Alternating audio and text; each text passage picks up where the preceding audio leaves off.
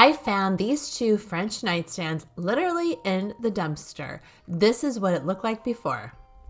Before painting, I always recommend thoroughly cleaning your piece. I like to use a mixture of Humble Suds cleaning concentrate. It's all natural and won't leave a greasy residue. I'm just using shop towels to wipe it off since these were pulled out of the dumpster. They were pretty dirty. Your piece has a lot of detail. Be sure to get in all the crevices. Now that your piece is clean, time to get started. I'm using DIY paint, One Step Paints in Haint Blue. It has a built-in finish. I like to dumpster dive. I find things all the time in a dumpster. I don't do it as much as I used to. It used to be part of my daily routine, but I still go pretty often, especially at the end of the month. You can check my blog. I'll put some links in this post so you can see my dumpster diving guide. But I have a great story. One time I was mistaken for a homeless woman.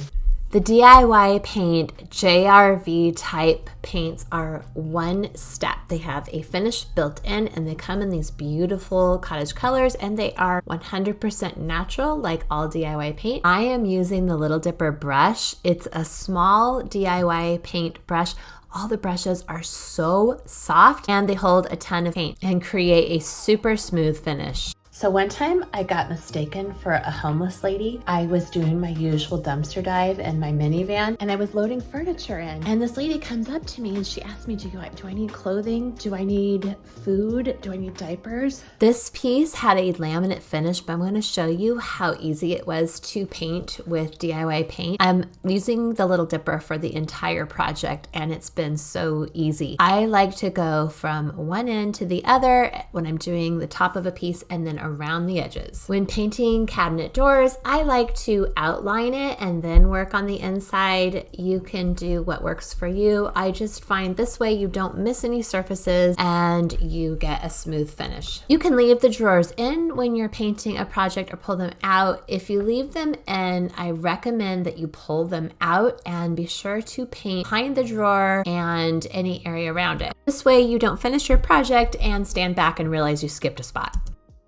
I'm using the IOD new inlay Tromp'e in Laurel. When using an inlay, be sure that your paint is wet. Inlays are paint that you're going to embed. So I like to spray the inlay, the non-paint side, before I adhere it. It's kind of like decoupage paper. Lay it down really carefully. Do not move it because the paint is going to activate. I'm using a paper towel and then my finger to make sure it's really in place. You're going to leave it there until it's dry. Just going over it with my finger to really make sure that paint is embedding. Now we just have to wait for it to dry and I'm going to finish my story. And I'm like, who is she talking to?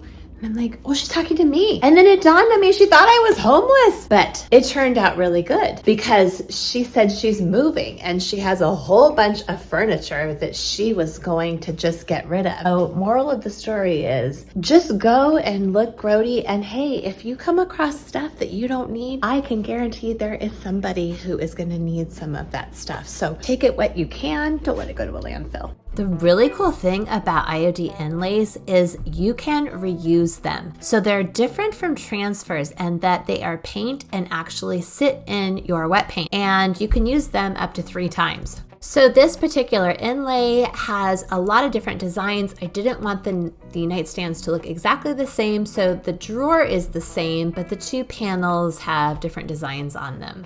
It's reveal time. The inlays are dry, so you're just going to re-wet it one more time and then carefully pull back. Do this slowly because remember, you can reuse these inlays on your next project.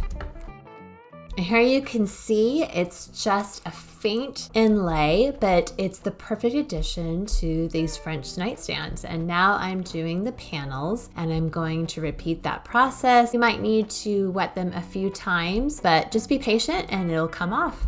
Inlay is the perfect addition to the French style and lines of this nightstand.